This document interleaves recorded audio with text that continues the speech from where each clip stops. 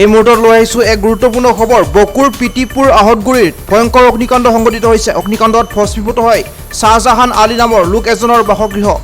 নিশা প্ৰায় 11ৰ পৰা 11:30টাৰ ভিতৰত সংঘটিত হয় এই অগ্নিকাণ্ড।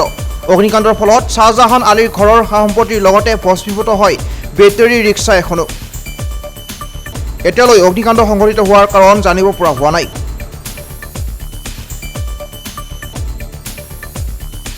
চাৰে 11টামান বজাত 11টা চাৰে 11টামান বজাত চবো শুই যোৱাৰ পিছত আৰু বৰষুণ আহিছিল অলপ অলপ।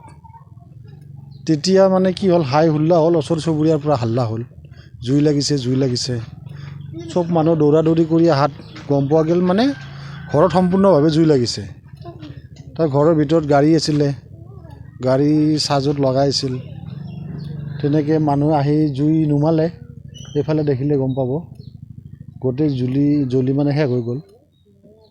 তো এতিয়া ক্ষতি মানে চাওক, গাড়ীখনৰ ক্ষতি হৈছে ভালেখিনিও, আৰু ভিতৰৰ বস্তু একো ওলাব পৰা নাই, চব জ্বলি ছাই হৈ গৈছে। যিমান বস্তু আছিলে ইয়াত মানে বাচন বৰ্তনৰ পৰা লৈ কানি কাপোৰ লৈ আৰু সা সামগ্ৰী যিখিনি আছিলে গোটেইখিনি মানে জ্বলি পুৰি ছাই হৈ গৈছে। ঈদৰ বজাৰ কৰিছিলে, ল'ৰা ছোৱালীৰ কানি কাপোৰৰ পৰা লৈ ৰেচন পাতি লৈ চবখিনি বস্তু তাৰমানে জ্বলি পুৰি শেষ হৈ গ'ল। কিবা নথি পত্ৰ জ্বলি গৈছে? নথি পত্ৰ সেনেকুৱা একো এতিয়ালৈকে জ্বলা নাই। সেইখিনি মানে এইফালে এটা ঘৰ আছে, সেই ঘৰত ৰাখে। এইটো একচুৱেলি মানে পাকঘৰ হিচাপে ব্যৱহাৰ কৰা হৈছিল, যদিও এটা ৰুম বাকী বস্তু ৰখা হয় আৰু এটা ৰুম পাকঘৰ হিচাপে ব্যৱহাৰ কৰিছিলে।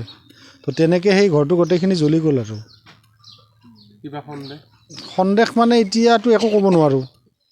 আমিতো আৰু সন্দেহ কাক কেনেকৈ কৰিম? ধৰক কোনোবা দুৰ্বৃত্তই জুই লগালে নে শ্বৰ্ট চাৰ্কিটে হ'ল, ঠিক তেনেকৈ আমি কোনো ধৰণৰ এতিয়া সিদ্ধান্ত একো ল'ব পৰা নাই। বকুৰ পৰা হেক্টৰ চৰিগাৰীৰ ৰিপৰ্ট, সংবাদ লহৰ।